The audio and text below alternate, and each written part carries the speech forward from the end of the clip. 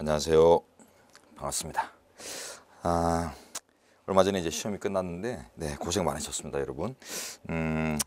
성과가 어떤지는 뭐 확인이 뭐 되는 분들도 있고 안 되는 분들도 있는데, 저하고 좀 이렇게 연락이 되시는 분들도 아직 연락이 안 오시는 분들이 계셔서 성적이 어떻게 되는지는 잘 모르겠습니다. 이제 신중하셔서 이제 발표 다 보시고, 주변 정리하시고 이제 연락을 하실지 잘 모르겠어요. 좋은지 안 좋은지 모르겠는데, 어쨌든 좋은 소식들은 많이 들리고 있습니다. 우리 학원에서 지금 상당히 이제 감사한 일이고요.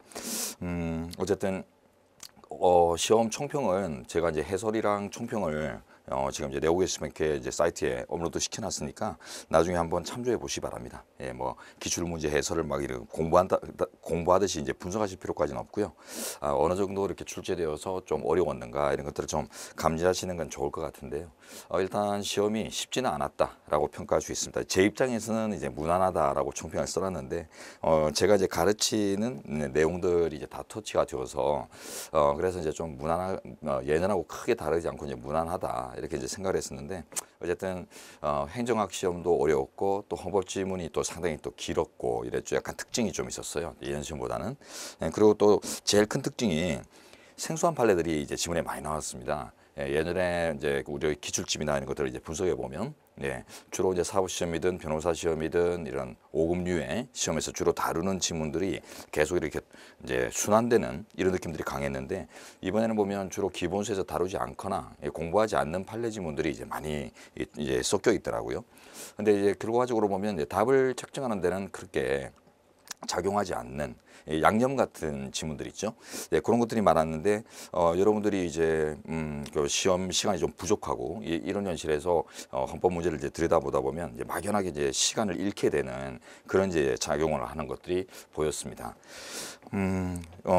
제가 이제 작년에 강의를 처음 이제 바톤 터치 받아가지고 이제 시작할 때 기출 문제집 강의부터 시작했거든요. 그래서 기본 강의를 제가 이제 담당을 못했는데 올해는 기본부터 이제 제가 담당을 하니까 여러분들하고 이제 처음부터 호흡을 같이 하면서 이제 쭉 좋은 점수 받을 수 있도록 이제 끌어보겠습니다.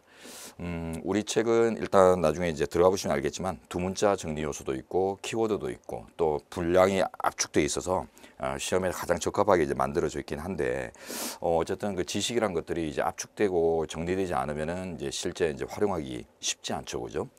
이해도 분석도 이제 이런 것만 가지고는 그 짧은 시험 시간 내에서 자기 실력 발휘가 쉽지 않은 경우들이 있습니다.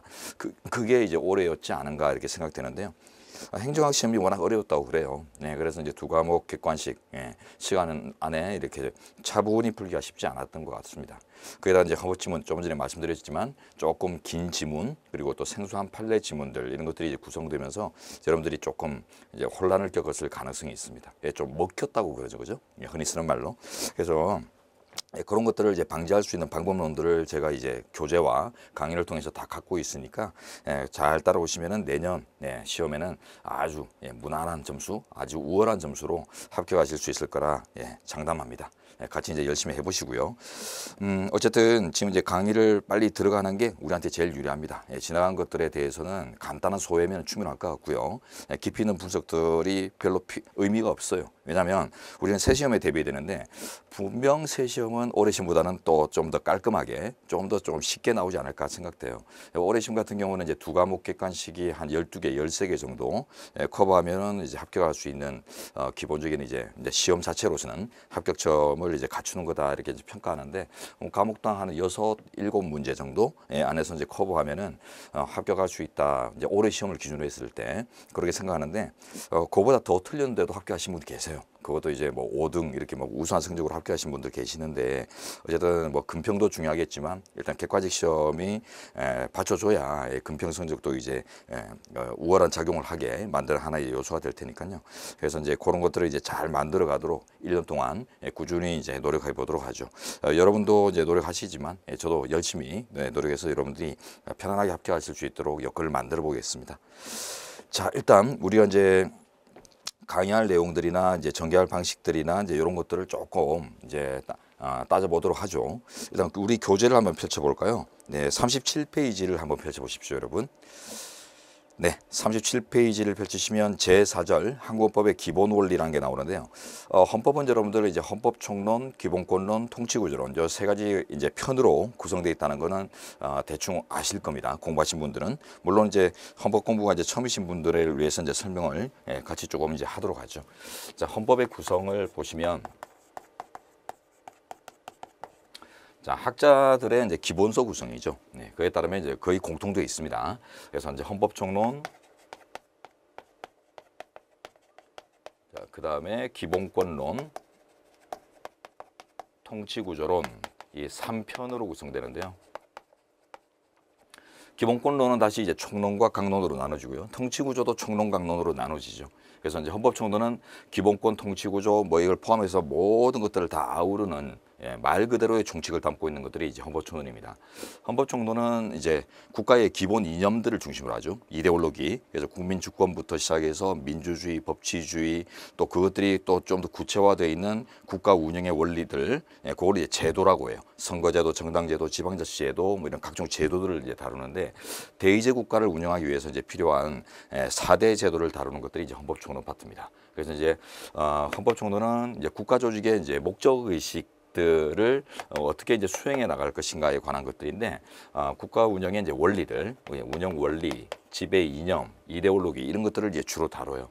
자, 그다음에 이제 기본권에서는 당연히 국가가 이제 입헌주의다라는 이념에 따르면은 국가라는 것이 이제 인권의 보장을 위해서 만들어진 조직체다. 이렇게 이제 보고 있죠. 그러다 보니까 이제 국가의 운영을 위한 이제 목적입니다. 조직과 운영을 위한 목적으로서 그래서 기본권론은 당연히 이제 목적. 국가의 목적 의식을 담고 있는 것들이고요.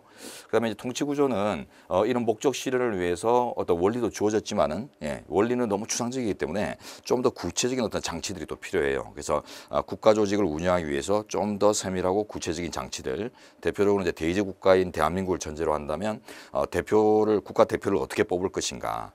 국가 대표들을 이제 어떻게 이제 운영할 것인가부터 시작해서 공무원 조직이나 각종 이제 국가 통치권들을 이제 행사하는 이런 이제 조직들을 어떻게 만들어 갈 것인지 그런 이제 구체적인 내용들이 이제 통치구조의 내용들입니다. 그래서 이제 통치구조로는 이제 구체적인 방법론들, 수단 또는 이제 방법 이런 것들을 다루고 있는 파트인데, 자, 우리 지금 이제 들어가려고 하는 부분이 헌법총론에서도 맨 앞부분이 아니라 그 중에 이제 기본 원리에 해당하는 부분부터 이제 출발합니다. 헌법총론은 이제 가장 중심이 되는 이제 주제들인데다가 이제 앞쪽 내용들을 먼저 들어가게 되면 이제 문제가 있는 게 대표적으로 이제 헌정사, 입헌정치 역사를 줄여서 이제 헌정사라고 하는데 우리 대한민국의 이제 입헌정치 역사들, 히스토리들을 보다 보면은 뭐 총론적인 내용만 다른 게 아니라 기본권의 역사, 기본권이 어떤 기본권이 언제 들어오고 언제 뭐 폐지되고 추가되고 또 통치구조도 마찬가지죠, 그죠?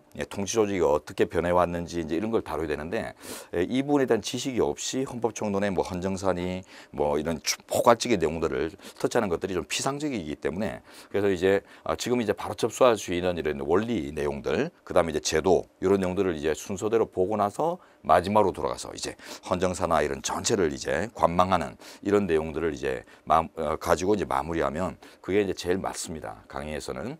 그래서 이제 여러분들 우리는 이제 원리, 기본 원리로부터 시작해서 기본 제도들을 보고 그 다음에 기본권 통치구조 본 다음에 가장 총칙스러운 이제 나머지 내용들 이런 걸로 이제 마무리할 것이다라는 이제 경로를 일단 설정해 드릴게요. 자, 이제 우리 헌법총론, 기본권론, 통치구조론 이런 이제 세 가지를 볼 텐데 이제 뭐 이런 구성 자체니까 우리가 이제 공부하다 보면 당연히 이제 몸에 이제 익숙해지는 내용들이기 때문에 이 자체가 뭐 암기 요소거나 뭐 정리될 필요는 없는 것들이죠. 근데 제가 이제 앞으로 진행할 내용들 중에 저는 항상 이제 기본기를 강조를 해요. 가장 기초 틀, 개념부터 시작해서. 그래서 여러분한테 이제 제공되는 자료들 중에는 그 개념집, 법학 개념집 또는 이제 헌법 용어집이 이제 제공될 텐데 거기 보면 다양한 이제 편안하게 쓰면서도 정확한 인식이 없고 그래서 막연하게 쓰고 있는 그런 용어들을 제가 이제 비교해서 도표화시켜서 이렇게 딱 이제 차려 드린 게 있으니까 그 용어집들을 이제 수시로 보시면서 확인하시면서 따라오시기 바랍니다. 물론 이제 여러분들이 개별 학습하실 일은 잘 없을 거예요. 통으로 학습하실 일은 없고 제가 이제 강의 중간중간마다 이제 필요한 용어나 이런 것들이 등장할 때 제가 이제 설명을 따로 드릴 텐데 그런 것들을 나중에 이제 이렇게 복습하는 이런 용도로 활용하시면 좋을 것 같습니다. 그래서 뭐 일반적으로 공부 대상은 아니에요. 네. 자, 이제 뭐 그럼 용어들이 그럼 주로 이제 기초가 되는 용어나 개념이 뭐가 있겠는가 했을 때 대표적으로 주관적이다, 객관적이다, 구체적이다, 추상적이다, 뭐 인간의 권리다, 국민의 권리다, 예? 뭐 절대적이다, 상대적이다, 적극적이다, 소극적이다. 예. 요런 용어들 우리 헌법이나 법학에서 아주 많이 쓰고 있지만 우리가 이제 그런 구분들을 잘 못하고 있거든요. 정확하게. 예. 그래서 이제 그런 의미들을 이제 헌법에서 용어나 개념 정리를 잘 하시면 나중에 이제 형사법 공부하시거나 행정학이나 이제 다른 과목 공부할 때도 훨씬 도움이 되는 이런 측면들이 있으니까 헌법은 이제 모든 법학 또는 이제 모든 과목의 기초가 될 수도 있는 이런 측면들이 있습니다. 이제 그 부분부터 이제 제가 터치를 해서 쭉 끌어올릴 테니까 그런 줄 알고 잘 따라오세요. 내가 공부가 좀 많이 됐는데 너무 이제 바닥부터 시작하는 거 아닌가 이렇게 생각하지 마시고 공부가 많이 되신 분들일수록 오히려 자신의 저 아래쪽을 먼저 베이스를 바라다 보는 것들이 중요한 시기라고 생각합니다. 이제 다시 출발하는 시점이니까요. 그래서 공부가 지금까지 어느 정도 이루어지신 분들이든 헌법을 이제 처음 접하시는 분들이든 공통된 것들이 기초가 불안하면은 조금 다른 환경에서 이제 조금만 환경이 달라져도 적응하기 어려운 이런 경우들이 있을 수 있어요. 그래서 경험치가 있다는 것하고 기초가 있다는 것은 이제 다른 문제이기 때문에 우리가 이제 기초도를 잘 놓는 작업들을 하면서 강의를 진행하겠습니다. 그래서 이제 저는 모든 직렬에 이제 강의를 진행할 때 항상 이제 이 기초를 중심으로 접근하는데 그런 이제 기초 용어나 기본 개념들이 이제 기본 원리 이 이제 학습에 들어갈 내용부터 이제 차근히 이제 주어지게 돼 있어요. 그걸 이제 하나씩 이제 쫓아가다 보면 어느 순간에는 당연하게 몸에 익었습니다. 그래서 뭐 특별히 막 암기하고 공부하는 것들이 아니라 그냥 내가 몸이 기억하는 이런 이제 상태를 만들면 되니까 그래서 이제 잘 따라오시면 되겠고요. 자, 그다음에 지금 이제 한국헌법의 기본 원리라고 해서 이제 여기 PPT가 띄워져 있죠. 우리는 강의가 이제 PPT로 진행됩니다. 그래서 PPT를 골격으로 해서 이제 필요한 이제 추가될 내용들을 이렇게 이제 판서를 통해서 추가하면서 강의를 이제 진행하고요. 그다음에 이제 PPT를 통해서 이제 확인한 내용들, 개관한 내용들을 이제 기본 교재로 들어가서 다시 한번 확인합니다. 그래서 한 강좌 내에서 2회독의 효과를 일단 가질 수 있도록 지금 의도하고 있고요. 기본서로 이제 들어가면 어떤 것들이 이제 있는가를 한번 또 보도록 하죠. 자, 여러분 기본 교재를 한번 펼쳐보십시오. 37페이지 이제 펼쳐져 있을 텐데 제 4절 그 제목 밑에 보시면 큰 제목 밑에 보시면 그 주제어라고 제가 설정을 했는데 그 주제어가 있어요. 우리 헌법이 추구하는 이데올로기의 분석 과정이다. 이제 이런 내용들을 이제 담았는데 지금 한국헌법의 기본 원리 제 4절에 담겨 있는 내용들을 이제 직관하실 수 있도록 이런 것들 다루려고 하는구나. 이런 이제 직관할 수 있도록 관망하실 수 있도록 이렇게 이제 제가 주제어를 이렇게 압축해서 달아놨어요. 매, 절, 항 이런 제목마다 다 있습니다. 이런 것들을 여러분들이 뭐 예습을 하고 이런 것들은 별로 의미 없고요. 여러분들이 이제 다음 시간에 이제 오늘 시간이나 다음 시간에 이제 배울 게 뭔가 이런 것들을 이제 개관하시고 싶으면 이런 주제어들을 중심으로 해서 툭툭툭툭툭 눈에 걸쳐 보시면 대강 이런 거 배우겠구나 이런 이제 틀이 보입니다.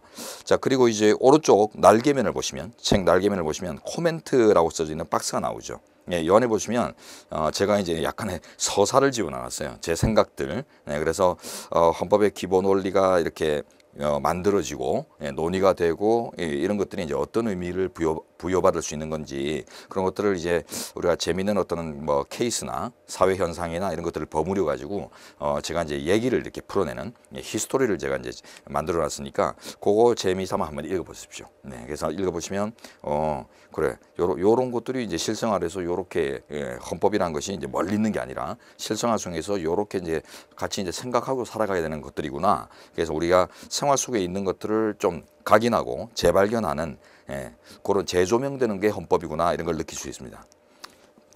자, 그리고 이제 또 특징이 우리 책 그 본문을 보시면 아무데나 보시면은 그 색 글자가 들어가 있죠. 좀 굵게 처리된 키워드라고 하는데, 자, 키워드는 뭐 하나의 단어가 될 수도 있고 문장이 될 수도 있습니다. 자, 근데 우리가 이제 PPT로 개관을 하고 이제 책을 들어가면 이 키워드를 중심으로서 이제 제가 이제 진행을 할 텐데 이 키워드가 결국 여러분의 이제 그 정리사항이에요.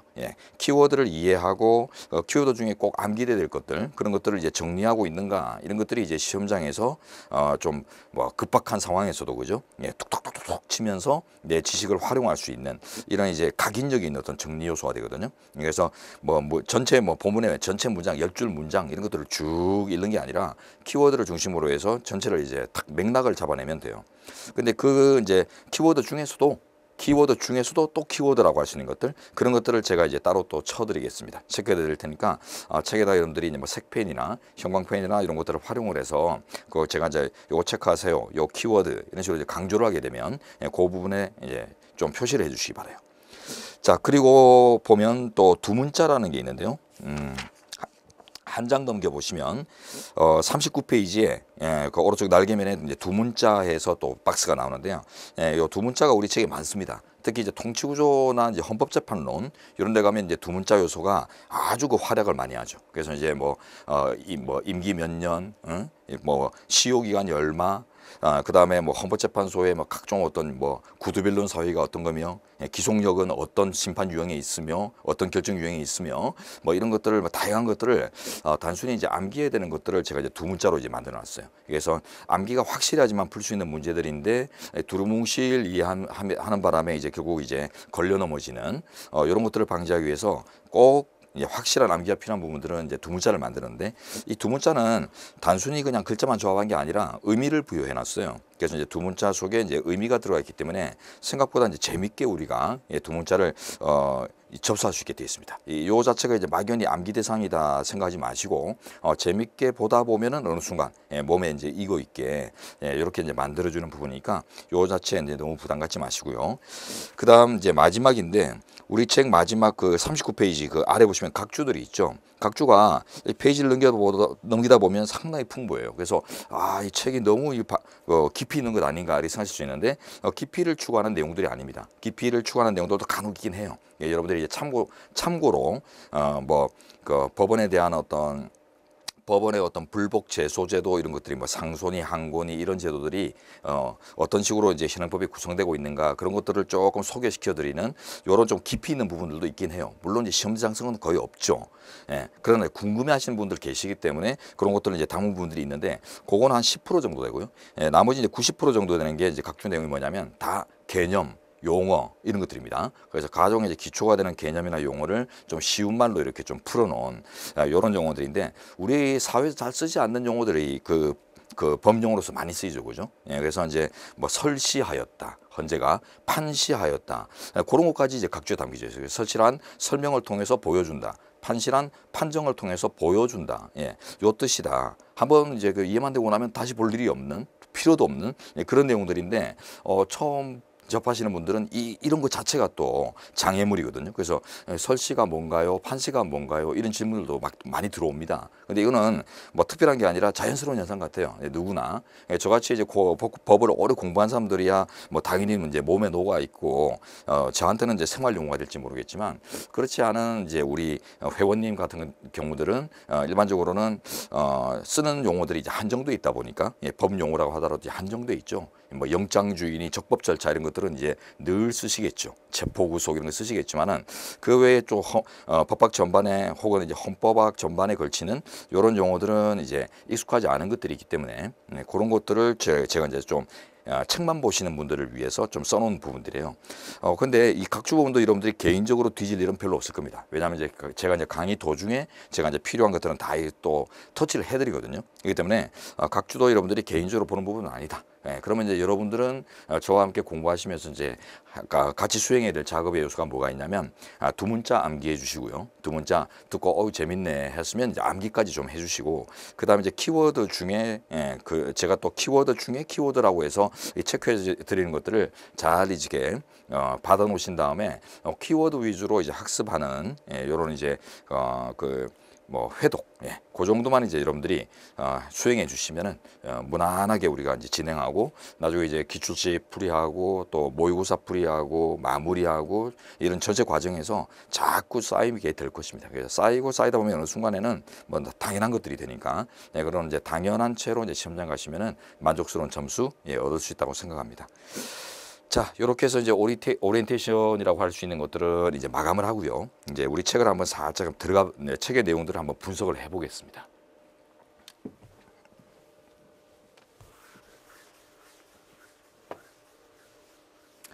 자, 이제 한국헌법의 기본 원리, 예, 책 37페이지로 다시 돌려놓으시고 이제 한번 PPT로 개관해 볼게요. 자, 제발 보십시오. 한국헌법의 기본 원리, 예, 원리, 제도, 원리, 권리, 제도 이런 용어들을 구분해야 된다라는 이제 포인트를 제가 지금 제시했습니다. 자, 원리, 권리, 제도 제일 많이 쓰는 용어예요. 우리 헌법 공부를 할 때. 자, 그 내용들이 이제 밑에 이렇게 쭉 나와 있는데 이 자체가 또 비상적이에요. 이런 정리 자체가 학자들의 정리인데 요 자체가 이제 비상적이어서 요걸 우리식으로 잘 풀어서 이해하는 것들이 중요한데요. 여기서 좀 할 작업들이 꽤 있습니다. 잘 보십시오. 자, 일단 요 위의 내용들은 이제 개관 내용인데 간단하게 보죠. 권리, 원리, 제도가 이제 어떻게 구성되는 것들인가를 보는 것들인데요. 일단 국가는 인권의 보호를 위해서 만들어진 공동체죠, 그죠? 그래서 우리는 요거 하나 기억하죠. 우리 사람의 속성부터 이제 출발해 보는데 이게 헌법학의 근간입니다. 이게 이제 헌법을 공부하는데 가장 근간이 되는 우리의 법인식인데 요게 있으면은 레걸 마인드라고 하는 거 있죠. 예. 법에 기초한 어떤 그 사고 방식, 이런 것들이 헌법에 관련해서는 여러분들이 어느 정도 이제 접근법을 가지고 시작하는 이런 부분이 되는데, 자, 우리 이제 인간은 만물의 영장이라고 하죠. 세상 사물의 오만 사물의 우두머리다 이런 뜻인데요. 우두머리 장자를 써서 자, 만물의 영장인데 근데 우리는 완전한 모습으로 태어나지 못했습니다. 왜냐하면 동물이나 식물들하고 이제 생태계의 존재들하고 이제 비교를 해보면 우두머리라고 평가받지만은 막상 보면은 우리는 길 가다가 조그만 개가 하나가 막 짖고 뭐 어르렁거리 이빨을 보여도 그죠? 도망가기 십상이고 사자 같은 애들하고는 맞닥뜨리면 그냥 그죠? 죽었다 싶은 정도로 각오를 해야 되죠. 그러니까 우리는 만물의 영장인데도 약하단 말이에요. 그래서 이제 이게 어떻게 표현되냐면 우리 인간은 사람은 자, 요 좀 전체로 하죠. 자, 사람다운 삶. 여기서도 출발하겠습니다. 우리는 사람으로 태어나는 순간 개, 돼지와 구별되게 사람답게 살아야 될 어떤 그 지위가 부여되고 있어요. 그게 뭐 기독교나 이런 서양의 어떤 학문들 서학에 따르면은 당연히 이제 뭐 조물주가 여호와라는 조물주가 이제 신의 형상으로 자신의 형상으로 인간을 만들고 기뻐했다 뭐 이런 것들이 이제 존재하니까 신의 형상으로 태어났어요. 우리 동양에도 그런 비슷한 학문이 있습니다. 이제 동양에도 보면은 그 동학이라는 게 있죠. 그걸 가지고 보면 동학이라는 것이 이제 서학의 그 뭐 진리를 저 좋은데 맞는 것 같은데 수용하고 싶지만 그 당시 이제 시대 배경에서 그죠 이런 서학의 지배를 받기 싫어서 이제 배척하잖아요. 결국 이제 배척은 하되 장점만 살리는 이런 형태가 이제 동학의 모습인데 동학에서 이제 제일 중요한 이제 중심 이념이 인내천 사상이에요. 인내천 모르셔도 됩니다. 인내천은 이제 사람이 곧 하늘이란 뜻입니다. 우리 지금 현직 대통령이 보면 이제 그걸 잘 활용하고 있죠. 사람이 먼저다 이러시면서 그죠. 자, 어쨌든 사람이 하늘이다 이 말이 사람은 신의 형상으로 태어났기 때문에 신과 같은 어떤 영험한 모습을 갖고 있다 이런 뜻이 되거든요. 그게 이제 만물의 영장이라는 이제 뜻인데 다만 이런 이제 사람다운 삶을 이제 신의 형상을 가지고 타고나면서 당연히 이제 누릴 지위를 갖고 타고나는데 우리는 불완전체입니다. 완전하지 못하다는 거죠. 그래서 불완전체 자 신의 아들이다. 신의 아들인데 불완전체다. 자, 그러다 보니까 이 불완전체 신의 아들은 만물의 영장이 될 수 있는 기운을 갖고 있지만 그러나 불완전하기 때문에 개인으로서 완전히 만물의 영장이 되기는 힘들고요. 결국 이제 집단을 형성하고 집단력을 가짐으로써 이제 만물의 영장으로 거듭나게 돼 있죠. 그래서 이제 집단 형성, 집단을 형성함으로써 만물의 영장이 될 수 있는데 이렇게 쓰죠. 그래서 이제 사회적 동물이라고 합니다. 개인으로서 살아가는 거는 의미가 좀 약하고 사회, 집단을 형성해서 비로소 만물의 영장으로서 거듭난다. 이제 이런 의미를 가지죠. 자, 그러면 이제 앞으로는 우리가 사회적 동물이다. 이런 것들이 나중에 보면 계속 쓰일 거예요. 어떤 기본권을 분석할 때도 우리 사회적 동물의 속성에서 이러하니 이런 결론이 나온다. 이런 것들이 지금은 막연하지만 지금 보여드릴 수가 없어요. 왜냐하면 아주 분석적이고 이제 좀 고차원적인 논리들이기 때문에 그런 것들이 이제 요 틀이 이제 앞으로 헌법 끝날 때까지 주기적으로 쓰게 될 것이다. 요거를 이제 좀 알아주시고 요 사람다운 삶, 삶이라는 게 이제 그 삶의 모습들을 유형화시키면 그게 이제 인권의 유형이 되겠죠. 그래서 뭐 자유롭게 생활하고, 개돼지와 다른 환경에서 쾌적하게 살아가고, 뭐 이런 내용들이 그죠. 그래서 이제 다 이제 인권의 모습이 될 테고, 그래서 사람이 될 수 있는 존재가 어디까지냐. 그리고 사람다운 삶의 내용이 어디까지냐 이런 것들을 이제 막 다루는 것들이 기본권의 주된 내용들입니다. 그래서 우리는 불완전체 신의 아들이다. 그걸 아시고 그 중에서 특히 사회적 동물이다. 요 포인트를 잘 가지고 이제 따라와 주시기 바래요. 자, 어쨌든 요런 이제 개념을 이제 설정 한번 이제 따져보고 그러면 이제 우리는 사람다운 삶을 누릴 수 있는 지위를 가졌지만 예, 혼자는 불완전하기 때문에 사회를 형성해야 된다고 했죠. 그래서 우리는 뭐 최초는 가족 사회 이런 것들로부터 시작해서 예, 시족으로 발전을 하고 시족 사회, 나중에는 이제 부족 사회로까지 발전을 했다가 그 다음에 이제 국가 사회로 넘어오죠, 그죠? 예. 그러다 보니까 이제 국가는 그러면 무엇 때문에 있는 거냐? 예, 이게 사람다운 삶을 위해서 있는 거다. 예, 이런 이제 목적이고 수단이다라는 의미가 이제 형성됐어요. 자, 근데 이게 이런 의미들이 확립된 것들이 얼마 안 됩니다, 그죠? 예. 1789년 프랑스 대혁명 전후로 해서 이제 이런 개념들이 이제 비로소 인식이 되고 그 전에는 반대였단 말이에요. 국가를 위해서 사람의 삶이 있는 것처럼, 그죠? 전쟁에 동원되고 전쟁 무기 사기 위해서 돈 갖다 바치고 세금 바치고 그냥 이런 하나의 이제 대상으로만 생각됐지 국가의 주체로서 생각을 못 했었어요. 자, 그런 이제 거기서 출발합니다. 그래서 이제 어쨌든 사회 변혁을 통해서 이제 국가는 수단이고 사람다운 삶이 목적이다라는 이제 인식이 성립되면서 이제 이런 구조들이 나오는 거예요. 그래서 국가라는 것이 이제 기본적인 인권, 즉 인간으로서 인간답게 살아갈 권리를 보호하기 위해서 국가가 있기 때문에 자, 이 인권이라는 게 이제 성립이 되는데 인간답게 살 권리라는 것이 이제 어떤 논리가 받쳐줘야 돼요. 예. 뭐 그냥 신의 형상을 가지고 태어났다. 예. 뭐 이런 이제 말만 가지고는 안 먹히는 거죠. 예. 국가의 뭐 힘을 가진 어떤 지배 집단들한테 논리적으로 이제 관철시킬 수 있는 근거가 필요한데 그게 이제 국민주권 이론입니다. 그래서 국민이 나라의 주인이다. 즉 국민이 주체가 되어서 영토를 가지는 이런 통치 조직을 비로소 만들었고 어떤 힘센 놈이 말 타고 가지고 칼질해서 그냥 만든 게 아니라 이 총체적인 힘이 그걸 만들었다. 그래서 이제 그 총체적인 힘으로서 힘을 구성하는 우리 개개인이 주인이다. 이런 개념이 성립되면서 그러니까 국가는 개개인의 생활을 보호하기 위해서 운영돼야 된다. 이런 것들이 이제 논리적으로 관철되죠. 자, 그러면 이제 국민주권이 이제 성립되니까 이제 국민이 주인이니까 나라의 정치가 국민의 뜻을 받들어야 돼요. 그래서 국민의 뜻이 주가 되는 정치 원리, 이런 민주주의 원리가 만들어지고요. 그다음 국민의 대표 기관들이 만든 이제 법률에 통해서만 대표가 만든 룰이죠.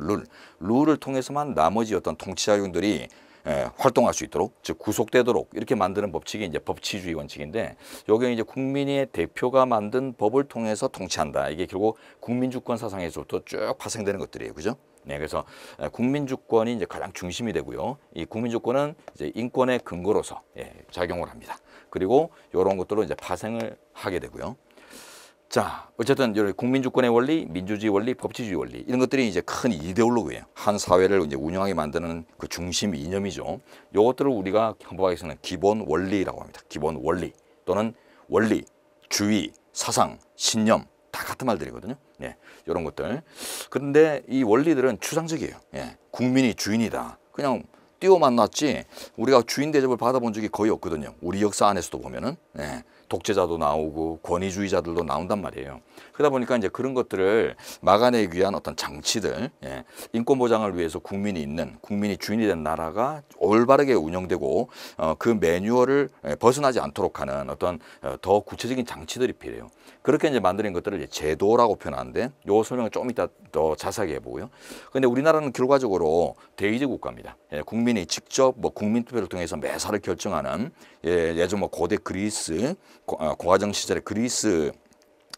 시절에 뭐 직접 민주제처럼 광장에 맨날 모여가지고 시민들이 투표하고 이래서 결정하면 그거는 너무 피곤해서 안 될 일이죠. 그것도 5천만이 한다는 거는 더더구나 말도 안 되는 일이고, 그러니까 대의제를 채택하는 게 현실적입니다. 그래서 이 대의제라는 게 이제 형성되는데, 대의라는 말은 대표를 통해서 국가 의사를 의논한다 이런 뜻입니다.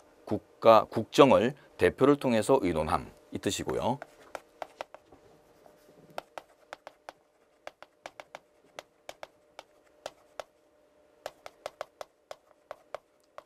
그래서 대의라고도 하고 또 대표제라고도 해요. 대의제 또는 대표민주제.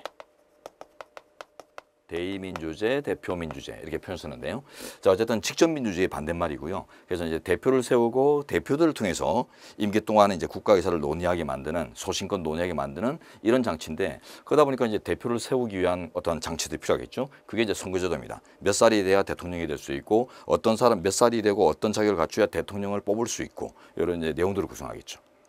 그다음에 이 공무원 사회가 튼튼해야 돼요. 우리 여러분처럼 경찰 공무원을 포함해서 이런 이제 공무원 사회가 튼튼하지 않으면은 결국은 어떤 선출된 사람들이 자신의 권한을 남용할 위험이 커지죠.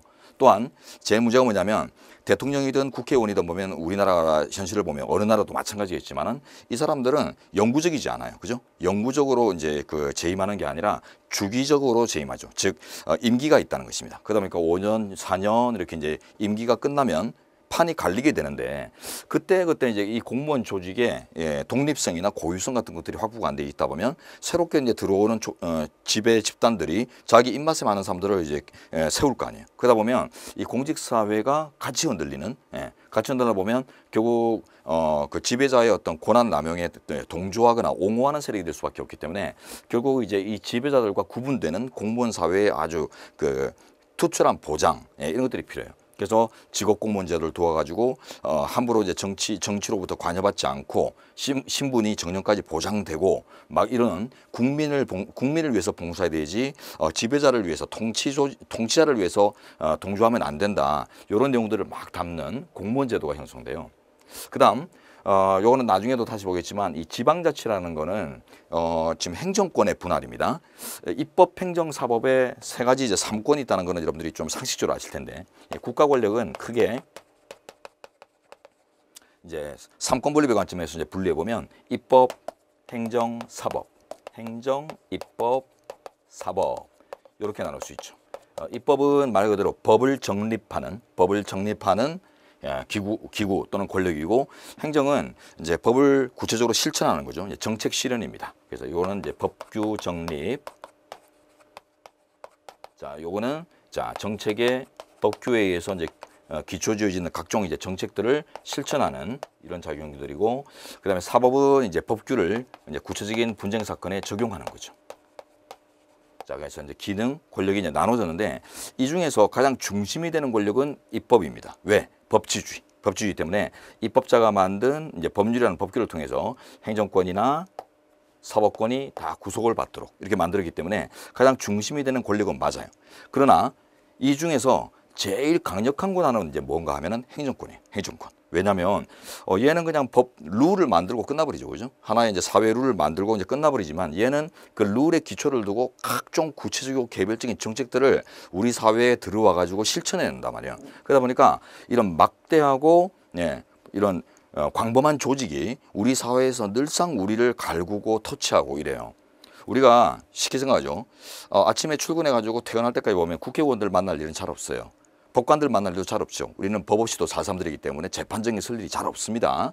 그러나 경찰, 소방, 일반 행정 공무원들 늘상 만날 수 있죠. 하루에도 몇 번을 만날 수 있죠. 특히 경찰 공무원들은 많이 보이던데. 그러나 이제 일반 공무원들도 보면은 제가 뭐 등기를 뗀다거나 그죠? 여러 가지 사무를 봄에 있어서 자주 접할 수 있고요. 그러니까 그만큼 자주 접한다는 게 다른 말로 하면 우리 국민의 어떤 관점의 입장에서는 가장 이제 몸에 와닿는 권력을 행사하는 기구인 거예요. 그래서 가장 이제 강력한 권한이다. 가장 강력한 실권을 행사하는 이런 측면들 때문에 결국 이제 이렇게 3권을 구분하는 게 기본이지만 이 행정권을 다시 한번 쪼개는 게 필요하다. 이런 인식들이 이제 실현되는 게 지방자치입니다. 그래서 이제 행정권을 국가 이제 정부가 단독으로 담당하는 게 아니라 지방 정부와 중앙 정부를 나눠서 이제 담당하면서 서로 견제 균형을 이루도록 하는 이런 제도가 이제 지방자치 제도거든요. 그래서 이제 지방자치 제도는 행정권의 분할이다. 이런 의미를 부여받으면서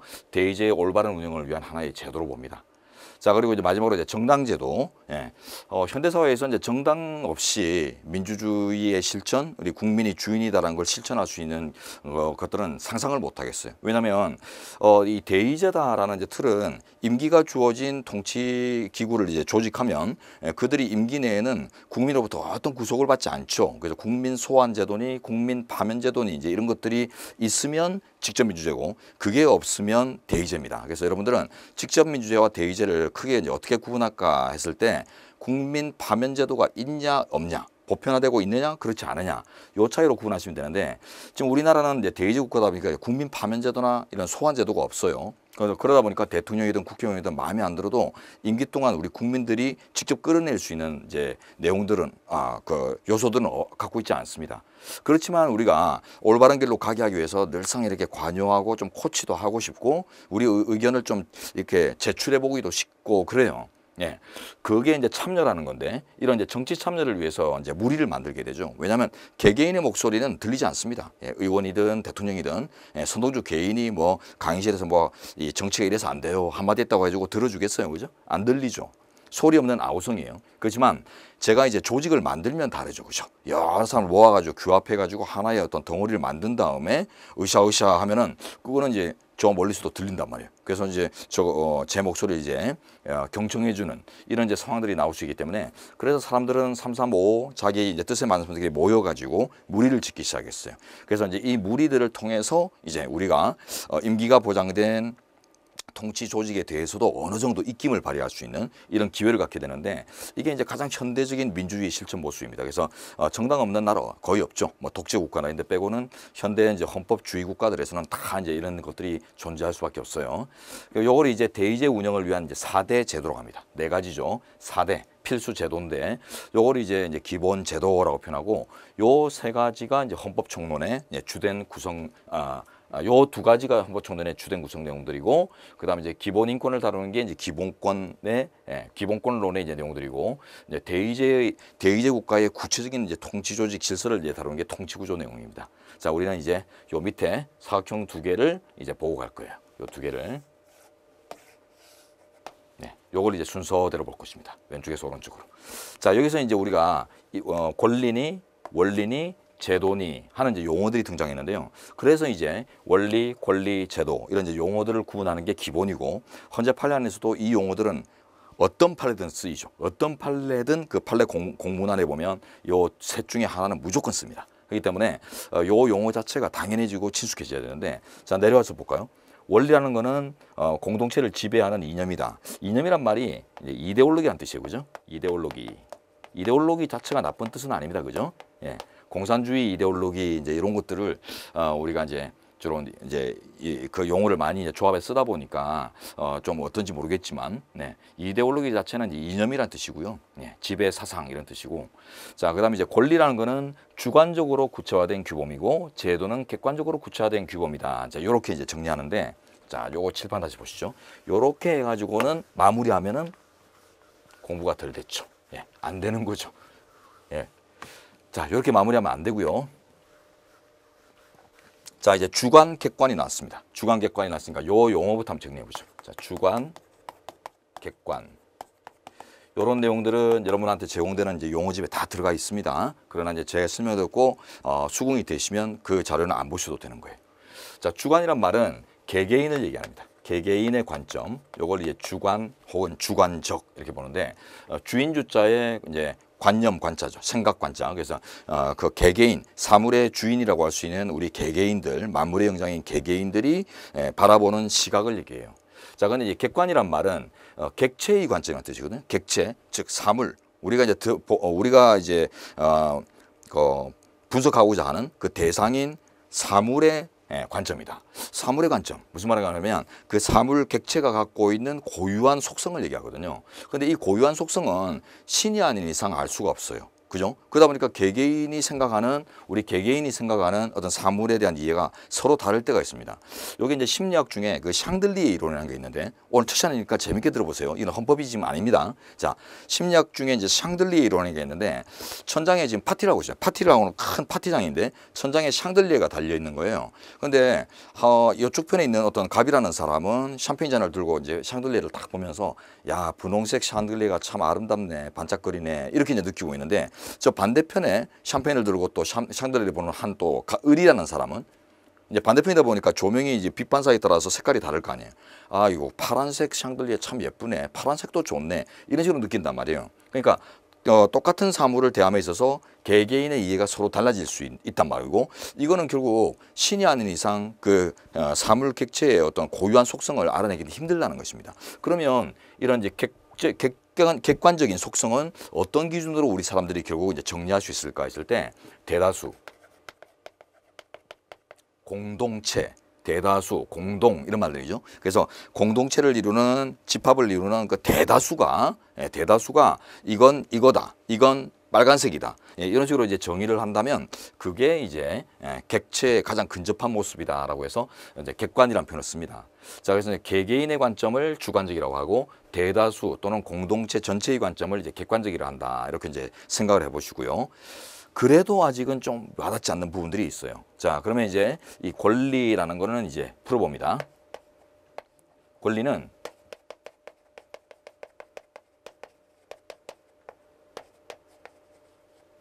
개인 생활의 기준들을 내용으로 삼는 것들을 권리라고 표현해요. 우리 학계에서. 자, 제도라는 용어는 이제 권리나 원리 아닌 나머지들을 표현할 때 제도라는 표현을 쓰는데, 이 권리란 말은 이미 권세권자가 들어가 있죠. 그리고 이로울 이자, 그래서 이익을 누리는 권세다, 이런 뜻인데, 이 제도란 말은 법제자의 법도자입니다. 법제자의 법도자. 이 구분이 안 돼요. 뭐가 무슨 말인지 모르겠어요. 이거는 구분하기 위해서 학자들이 그냥 쓰는 조합어예요. 그렇기 때문에 뜻을 가지고 막 풀이해가지고 답이 안 나오는 거고, 요걸 이제 전문 용어라고 하죠. 그래서 학계에서 쓰는 전문 용어는 어떤 구별의 필요성 때문에 구별될 수 있는 용어들을 갖다 붙이는 거지, 보통은 이제 그 뜻 자체로 구분이 됩니다만, 뜻 자체로서 담고 있는 이제 그 철자의 뜻으로서 구분 안 되는 용어들도 많이 있어요. 이거는 이제 필요에 따라서 이제 주어진 것이다, 이렇게 생각하시면, 결국 이제 제도라는 것은 권리와 구별하기 위해서, 혹은 권리나 원리와 구별하기 위해서 갖다 붙인 학자들의 전문 용어라는 뜻이고요. 그럼 이제 이거는 어떤 의미를 부여하고 있는 것인가, 어떤 의미를 갖는 것들을 제도라고 하는 거니까 개인 생활 기준이 아니고요. 조직 운영의 기준.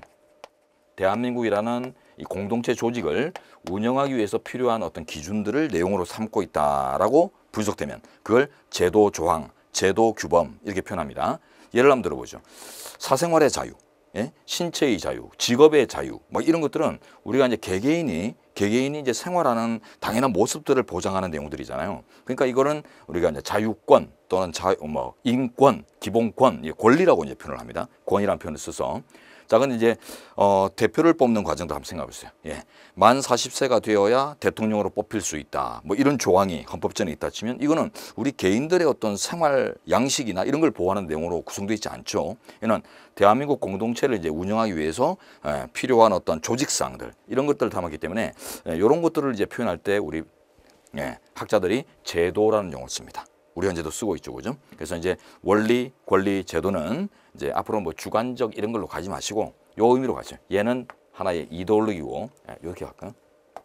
이데올로기고, 얘는 개인 생활의 기준들을 담은 조항을 얘기하는 것이고, 얘는 조직 운영의 기준들을 담은 내용들을 제도라고 이제 총칭한다, 이렇게 이제 생각합니다.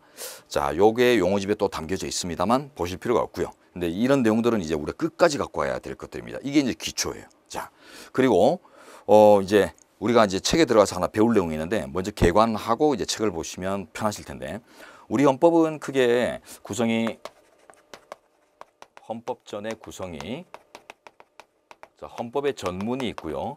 그 다음 헌법 이제 본 문장이 있고요. 제1조부터 해서 이제 숫자 붙여지는 본 문장이 있고, 그 다음 이제 맨 마지막에 부가규칙들, 부칙이라는 게 있습니다. 부과된 규칙들.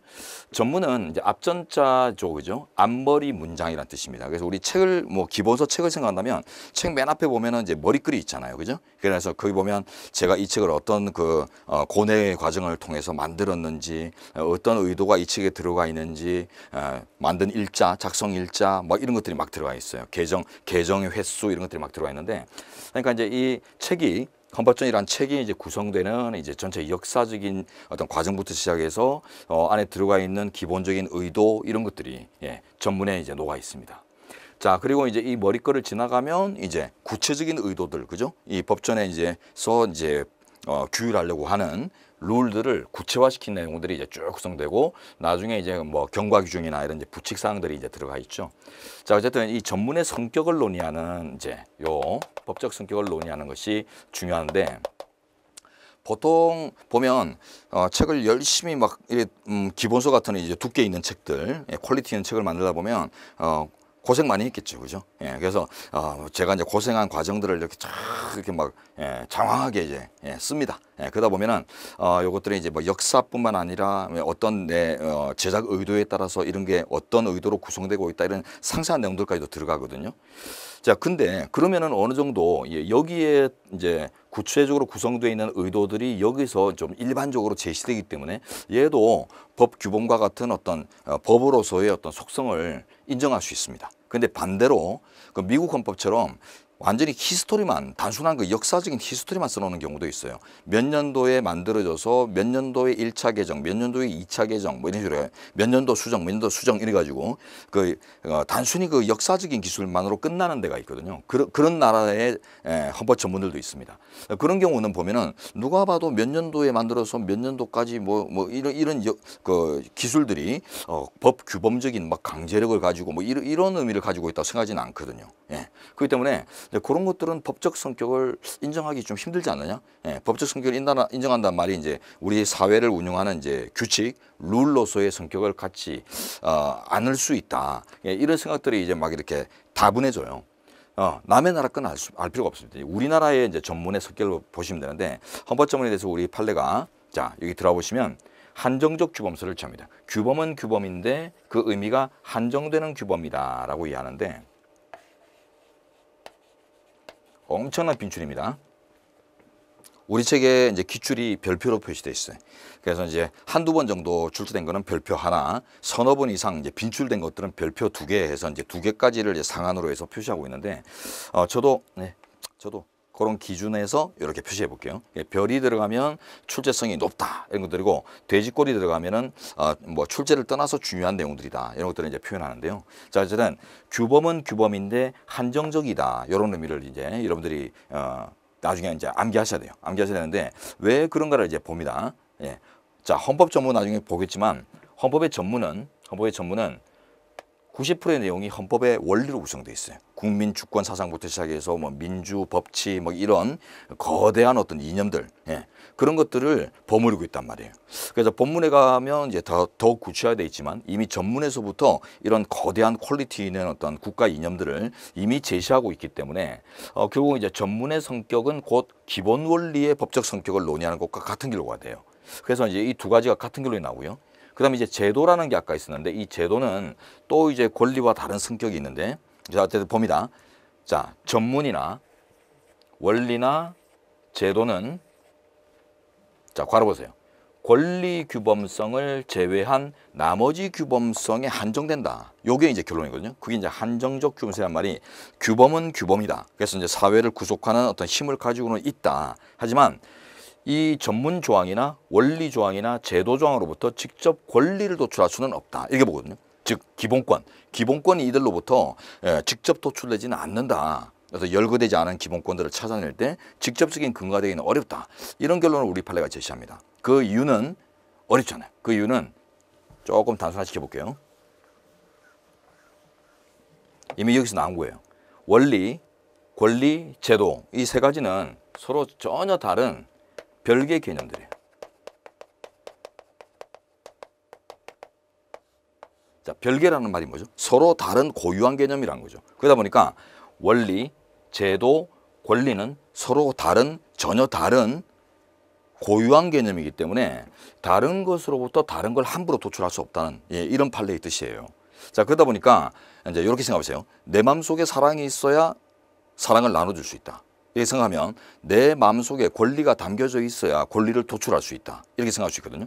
그러니까 원리와 제도와 권리는 전혀 서로가 다른 개념으로서 당연히 이제 섞여 있다 생각하지 않아요. 그러다 보니까 원리 안에 당연히 권리가 포함되어 있다라는 인식이 없고요. 제도 안에 당연히 권리 요소가 포함되어 있다라는 인식이 없어요. 내용이 다 달랐기 때문에. 얘는 조직 운영 기준이고 얘는 개인 생활 기준이고 얘는 크나큰 이데올로기였고 그러다 보니까 서로 전혀 별개 개념이어서 안에 이제 미리 담고 있는 내용들이 아니기 때문에 그로부터 이질적인 것들을 바로 도출하기는 어렵다라는 판례가 제시되고 있거든요. 그래서 여러분은 이제 관계를 잘 아시면 됩니다. 원리, 권리, 제도는 전혀 별개 개념이기 때문에 이들로부터 바로 뭔가가 같이 도출될 수는 없는 것이다. 근거질 수는 없다.